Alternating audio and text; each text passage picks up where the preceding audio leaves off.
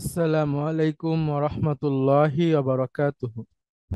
আলহামদুলিল্লাহি রাব্বিল আলামিন ওয়াল আকিবাতু লিল মুত্তাকিন ওয়াস সালাতু ওয়াস সালামু আলা রাসূলিহিল আমিন ওয়া আলা আলিহিত তাইয়্যিবিন আত-তাহিরিন ওয়া আলা যাওজাতিহি উম্মাহাতুল মুমিনিন ওয়া সাল্লাল্লাহু আলাইহি ওয়া আলা আলিহি ওয়া সাহবিহি আজমাইন। আউযু বিল্লাহি মিনাশ শাইতানির রাজীম।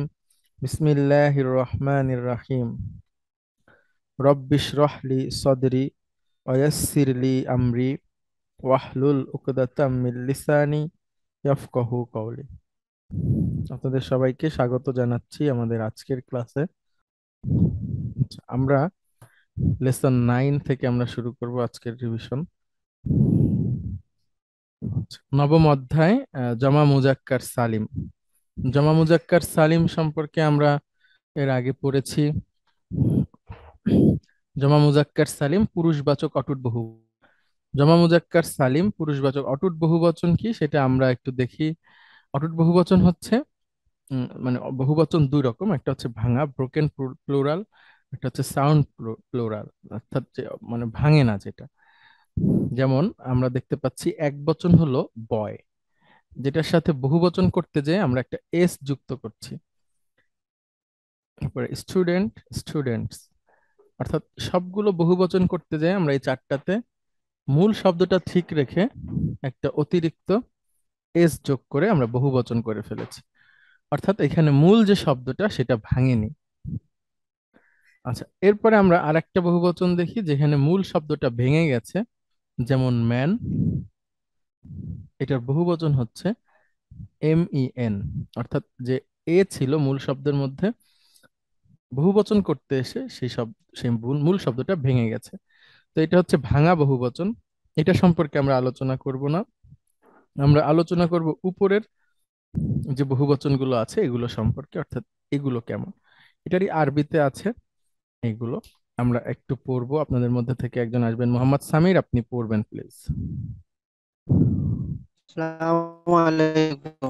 ওয়ালাইকুম আসসালাম। আপনি প্রথমে এক বচন জি, পড়েন, অর্থ বলেন, এরপরে বহুবচন বলেন, অর্থ বলেন। মুস- মুসলিমুন হুম, একজন মুসলিম, মুসলিমুনা মুসলিমগণ, হ্যাঁ,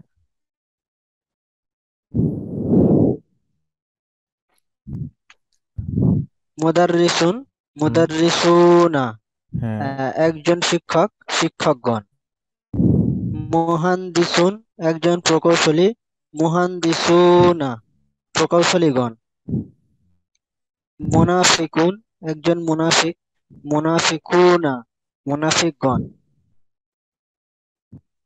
তাহলে এগুলো হচ্ছে আমাদের বহুবচন। অর্থাৎ এক বচনে আমরা এখানে মুহান্দিসুনের বহুবচনটা দেখি যে মিম হা দা, মিম হা নুন দাল সিন, মুহান্দিসুন বহুবচন, এই এক বচন।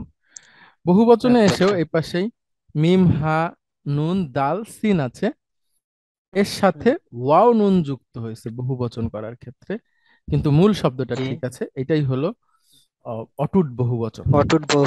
এবং এটা যেহেতু পুরুষবাচক, আমরা এই কথাগুলো এই পর্যন্ত শিখেছি যে শব্দের শেষে পেশ থাকলে ওই শব্দটা মারফু, শব্দের শেষে জবর থাকলে মানসুব, এবং শব্দের শেষে জের থাকলে মাজরুর। শব্দের শেষে জবর থাকলেও কখনো কখনো মাজরুর হয়। মোহাম্মদ সামির, আপনি কি এরকম একটা উদাহরণ দিতে পারবেন যে শব্দের শেষে যে জবর আছে কিন্তু তারপরে ওই শব্দটা মাজরুর, জের হয় না? মাজরুর। হ্যাঁ, এরকম কোন শব্দের উদাহরণ দিতে জি, পারবেন? জি, আহ, জি, মূসা হুম, অটুট বহুবচন, মূসা। হুম, হুম। না সেটা তো, আহ, মূসা, হ্যাঁ স্যার বলুন। না না, মুসা তো হচ্ছে আপনার উম মাবনি। আমি বলতে চাচ্ছি শেষে উম জবর আছে কিন্তু তারপরেও মাজরুর, এরকম হয় কখন? মাঝে কখনো কখনো হয় স্যার, আমার এই সময় ঠিক খেয়াল পড়ছে না, তবে আচ্ছা, কেউ কি বলতে পারবেন এরকম ঠিক একটা মনে পড়ছে না এই সময়। অবস্থা যে যে কোনো একজন যে, জি, হ্যাঁ বলেন। মহিলাবাচক আই আইসা টু। হ্যাঁ, আয়েশা যদি মাজরুর হয় তারপরেও তাতে জবর হয়। হ্যাঁ, জবর হয়, জি। আচ্ছা, জমা মুজাক্কার সালিম বা পুরুষবাচক অটুট বহুবচন, এটা এক বচনের সাথে আমরা যদি শেষে ওয়াও নুন দেখি, তখন এই শব্দটা কি আমরা মারফুর আলামত হিসেবে ধরবো। এর আগে আমরা ধরেছি পেশ, সেটা ছিল এক ধরনের নাউনে, আর এইটা আর এক ধরনের নাউন। আহ পুরুষবাচক অটুট বহুবচন যখন হবে তখন ওইখানে পেশের বদলে ওয়াও নুন যদি থাকে, ওয়াও নুনটাকে আমরা বলবো যে এটা মারফু। যেমন আপনি বলেন একজন মুসলিম পুরুষ, একজন মুসলিম পুরুষ আরবি বলেন প্লিজ।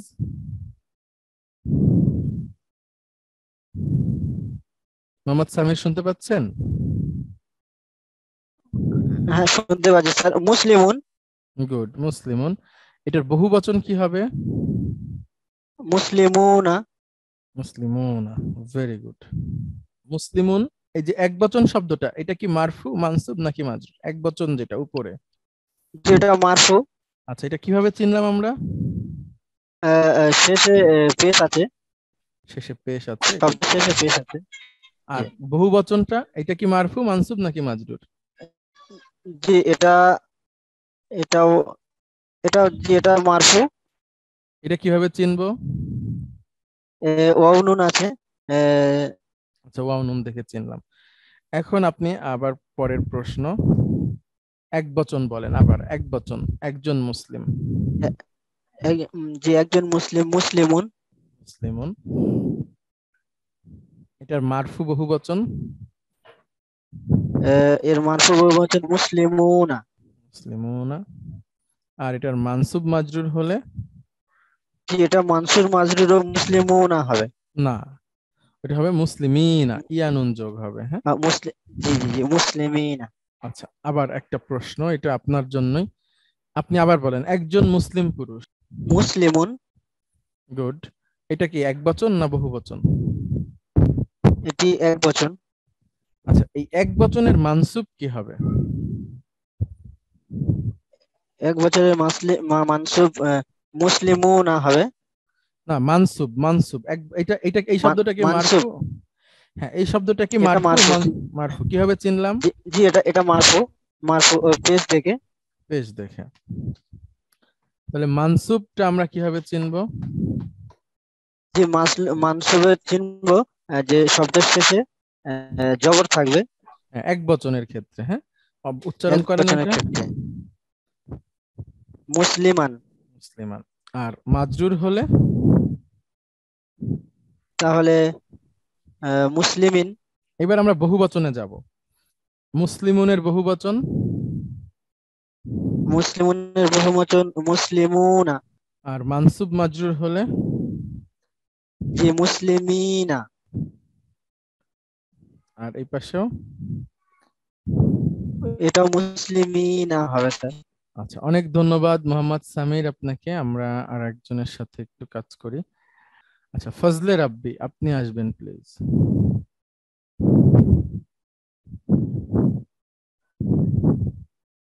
আমার তো অনেকগুলো নেটওয়ার্ক হ্যাঁ, আপনাকে একদমই শোনা যাচ্ছে না। আচ্ছা, শাহান শাহ, আপনি আসবেন প্লিজ। আসসালামু আলাইকুম। ওয়ালাইকুম আসসালাম ওয়া রাহমাতুল্লাহ। আপনি বলবেন একজন মুসলিম পুরুষ। মুসলিমুন। এটা এক বচন, হ্যাঁ, একজন এক মুসলিম পুরুষ। বচন। হ্যাঁ। আচ্ছা, এটা কি মারফু মানসুব আর নাকি মাজরুর? মারফু। মারফু। একজন কিভাবে মুসলিম পুরুষ। কিভাবে চিনলাম? মারফুটা কিভাবে মানসুর হবে না না, এটা যে মান মারফু, এটা মুসলিম। এটা যে মারফু, আমরা এটা কিভাবে চিনবো? যে দুই পেশ আছে যে। হ্যাঁ, পেশ দেখে। আচ্ছা, এইটার মানসুব কি হবে এই জি। এক বচনের? মুসলিমান। মুসলিমান। Very good. আর এটার মাজরুর? মুসলিম। মুসলিমিন। Very good. মাজরুর। এবার এই মুসলিমুনের বহু বচন বলেন। মুসলিমুনা। বহুবচন। আর মানসুব মাজরুর হলে? মুসলিমিনা মানসুব। আর মাজরুরও তাই, মুসলিমিনা। Very good. আচ্ছা আপনি বলেন একজন শিক্ষক কি হবে আরবি? মুদাররিসুন। এখন উপরের লাইনটা মুদাররিসুন দিয়ে বলেন তো, উপরের লাইনটা। মুদাররিসুন, মুদাররিসান, মুদাররিসিন। গুড। আর নিচের লাইনটা বলেন এখন। মুদাররিসুনা, হুম, মুদাররিসিনা, হুম, মুদাররিসিনা। এক্সিলেন্ট, মাশাআল্লাহ। আচ্ছা অনেক ধন্যবাদ। মুশাররাত আপনি আসবেন প্লিজ। আসসালামু আলাইকুম। রাহমাতুল্লাহ। মুশাররাত আপনি বলেন। আচ্ছা, মুশাররাত আপনি বলেন। আব্বু ওকে শুন- তুমি লাড়িও না বেটা, লাড়িও না তুমি এমনি। হ্যাঁ খালি খেলা করে তুমি। মুশাররাত আপনাকে আমি জি আমি শুনতে পাচ্ছি না, আপনার ওইখান থেকে অনেক নয়েজ আসতেছে, হয়তো নেটওয়ার্কের সমস্যা। জি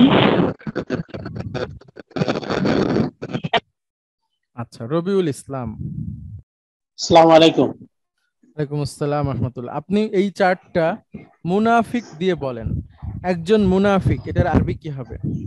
মুনাফিক, মুনাফিকুন, মুনাফিকুন, মুনাফিকান, মুনাফিকান। মুনাফিকিন, আর বহুবচনে? মুনাফিক, মুনাফিকুনা, হুম, মুনাফিকিনা, হুম, মুনাফিকিনা। এক্সিলেন্ট, মাশাআল্লাহ, আলহামদুলিল্লাহ। আচ্ছা মুশফিকা রহমান আপনি আছেন? মুশফিকা রহমান। জি আছি আমি। আচ্ছা আপনি বলেন এটা আহ, আপনি বলেন হচ্ছে উম, শিক্ষক। আচ্ছা কি বলতে পারবেন একজন বিশ্বাসী আরবি? হ্যালো, হ্যাঁ শোনা। আপনি কি বলতে পারবেন একজন বিশ্বাসী? আরবি কি? একজন বিশ্বাসী। না, বিশ্বাসীটা বলতে পারবো না, সরি। আমরা সবাই কি, আমরা জাতিগতভাবে মুসলিম। মুসলিম, এটা হলো আত্মসমর্পণকারী। আর একটা আছে হলো বিশ্বাসী।